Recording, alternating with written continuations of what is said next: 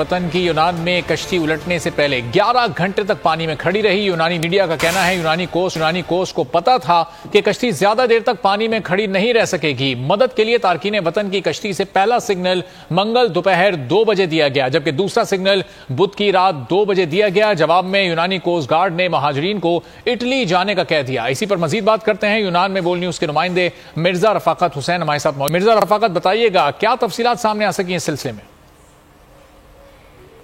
रफाकत हुसैन से भी बात करेंगे। यूनान में तारकीन वतन की कश्ती उलटने से पहले 11 घंटे तक पानी में बेआरो मददगार खड़ी रही। यूनानी मीडिया का कहना है यूनानी कोस्ट को यह पता था कि कश्ती ज्यादा देर तक पानी में खड़ी नहीं रह सकेगी। मदद के लिए तारकीन वतन की कश्ती से पहला सिग्नल मंगल दोपहर 2 बजे दिया गया, जबकि दूसरा सिग्नल बुध की रात 2 बजे दिया गया। जवाब में यूनानी कोस्ट गार्ड ने महाजरीन को इटली जाने का कह दिया और उनकी कोई मदद नहीं की गई। यूनानी मीडिया का यह बताना है कि यूनानी कोस्ट को का इल्म था कि कश्ती ज्यादा देर तक पानी में खड़ी नहीं रह सकेगी।